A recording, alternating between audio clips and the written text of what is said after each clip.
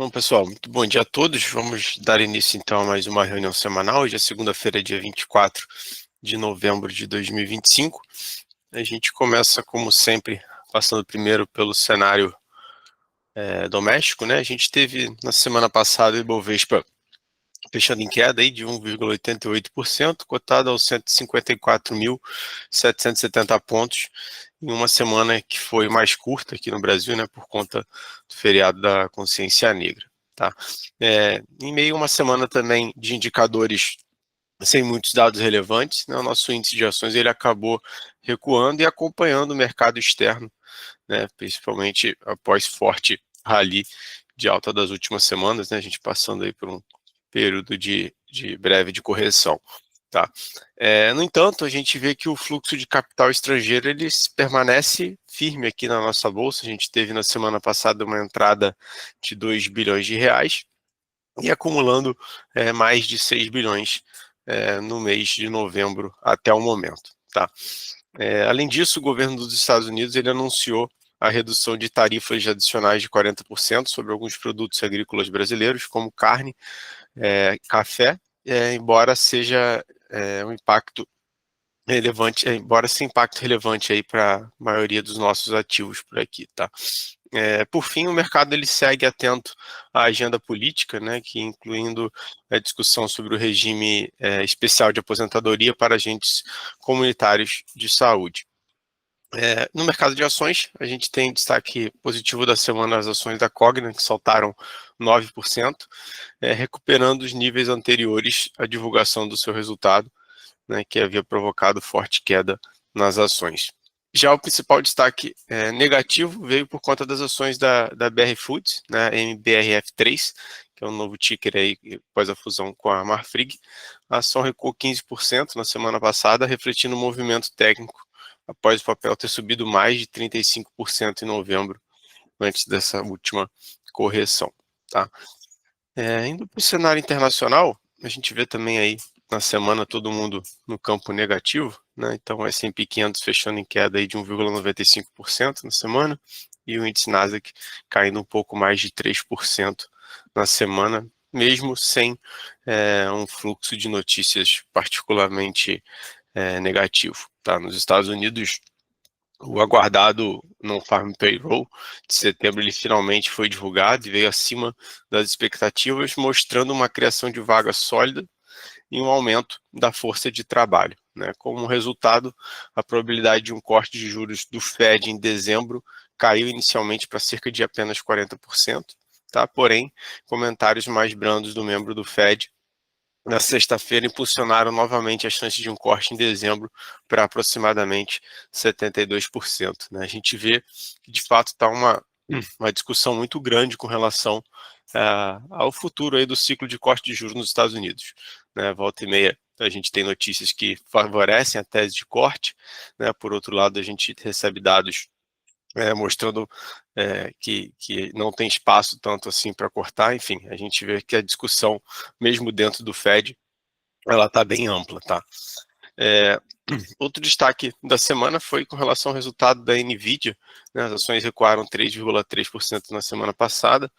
Apesar de surpresas positivas em receita e lucro por ação, o balanço ele não eliminou as preocupações do mercado com valuations elevados e altos níveis de capex das empresas ligadas ao tema de IA. Tá?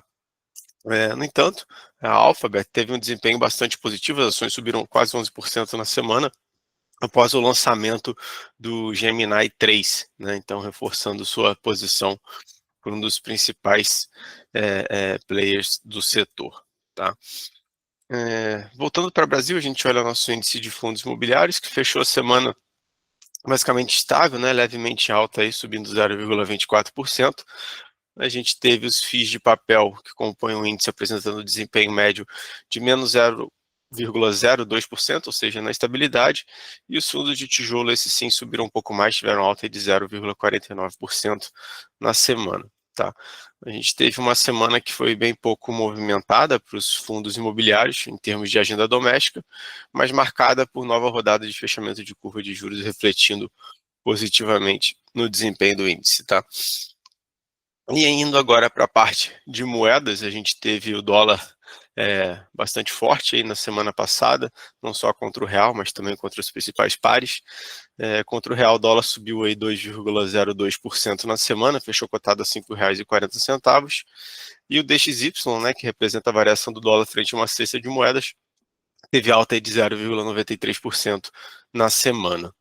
Mas queria destacar para vocês aqui o que a gente tem visto no mercado de cripto, né? A gente viu aí na semana passada um movimento forte de queda, né, que já se intensifica ao longo do mês de novembro. Então, na semana passada, tanto Bitcoin quanto Ethereum caíram em mais de 10%, no acumulado do mês, ambas caem mais de 20%, né? E aí, entre os principais motivos aí que a gente tem visto analistas pontuando, né, até queria trazer aqui para vocês, o primeiro deles foi até o que eu citei agora há pouco, né, esse ambiente macro mais incerto, principalmente com relação à continuidade do ciclo de corte de juros nos Estados Unidos, né? A gente teve os números de inflação nos Estados Unidos começaram a mostrar algum nível de persistência, né? Ou seja, e com isso o presidente do Fed, Jerome Powell, ele colocou um corte de juros em dezembro como incerto, e diversos dados pararam de ser divulgados também em função do shutdown do governo americano, né? Isso também acaba atrapalhando um pouco aí os movimentos do Fed, tá? Segundo ponto também, para essas quedas das criptos, vem com relação a um volume forte de venda que a gente teve dos chamados investidores baleias, né? Os investidores baleias são investidores de longo prazo que têm grandes posições em Bitcoin na carteira, tá? A gente tem desde julho esses investidores vendendo em massa seus Bitcoins, né? Sendo que nessa última semana a gente teve um investidor em particular que terminou de vender uma posição de 1,3 bilhões de dólares em criptos. Era uma posição que ele zerou e já vinha carregando aí há mais de 14 anos, né? Então, quando a gente vê grandes investidores zerando posições assim, isso também chama a atenção do mercado. E o terceiro ponto que também sempre teve no radar dos investidores, essa última semana se destacou um pouco mais, com relação à preocupação com a computação quântica, né? Então, o próprio bilionário ali, o fundador da Bridgewater, o Ray Dalio, né, ele fez um comentário sobre isso, né? Ele vê uma preocupação com relação ao avanço da computação quântica e o quanto ela permitiria que o Bitcoin fosse controlado e até hackeado no futuro, né? Então ele levantou essa bola para o mercado e essas afirmações ainda ganharam forças após o fundador da blockchain da Ethereum, né, o Vitalik Buterin. Então, ou seja, o cara que é fundador da Ethereum, ele também alertou que tanto a rede de Bitcoin quanto a sua própria rede, que é a Ethereum, poderiam ser quebradas, entre aspas, futuramente, por uma tecnologia desse tipo até 2028. Então, obviamente, esse conjunto de informações aí que tiveram ao longo do mês, obviamente acabaram impactando, né, e deixando muitos investidores, principalmente aqueles que são menos adeptos à tese, estão indo mais pelo embalo do mercado, venderem suas posições, e obviamente isso faz um movimento de queda se intensificar ainda mais. Tá? Então acho que são pontos importantes que a gente precisa ter no radar, beleza? Bom, eu passo agora para a Emily comentar um pouquinho da curva de juros. Bom dia, Emily. Bom dia, Gustavo. Bom dia, pessoal. Bom, então, nessa última semana que passou, a gente teve um cenário de um pouco mais de calmaria. A agenda doméstica ela estava esvaziada, sem grandes indicadores ou ruídos políticos, e isso fez com que o mercado de juros futuros oscilasse muito pouco. Então, nós tivemos alguns movimentos mistos na curva, mas o saldo final foi que as taxas de juro real fecharam ali, então elas tiveram uma leve queda.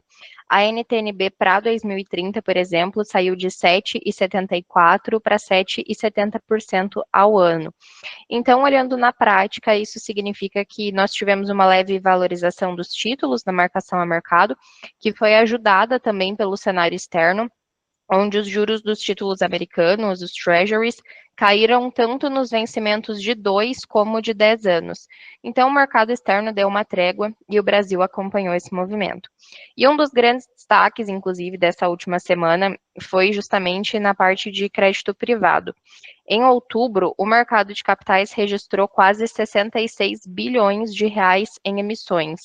E no acumulado do ano já passamos de 450 bilhões de reais.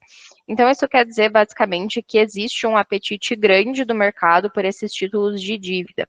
principalmente se a gente for olhar ali para as debêntures, tanto comuns quanto incentivadas, elas lideram esse volume de emissões, e também os spreads, ou seja, o prêmio de risco das debêntures indexadas ao CDI, fecharam mais um pouco na última semana. Então, basicamente, isso quer dizer que o mercado está comprando as oportunidades que aparecem.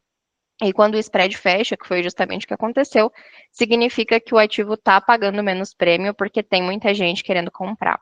Então, a hora de alocar em crédito de qualidade é agora, aproveitando que as taxas nominais ainda estão muito elevadas. E olhando ali, então, para a próxima semana, a calmaria dessa última semana deve acabar, porque nós vamos ter dois gatilhos ali para a curva de juros. Lá fora, nós teremos os dados de inflação ao produtor, o PPI, nos Estados Unidos na terça-feira, e aqui no Brasil o destaque absoluto vai ser o IPCA 15 na quarta-feira. E esse IPCA, sem dúvidas, ele vai ditar o ritmo. Se vier alto, a gente pode ver a curva de juros abrindo e tendo um leve estresse. E se ele vier comportado, vai consolidar mais ainda esse fechamento dos juros.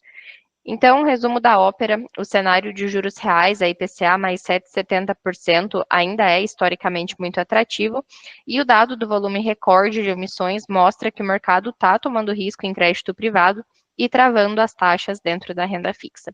Então, vamos aproveitar esse início da semana, antes da divulgação do IPCA 15 na quarta, para garantir as alocações nessas taxas atuais. Muito obrigada, uma ótima semana a todos.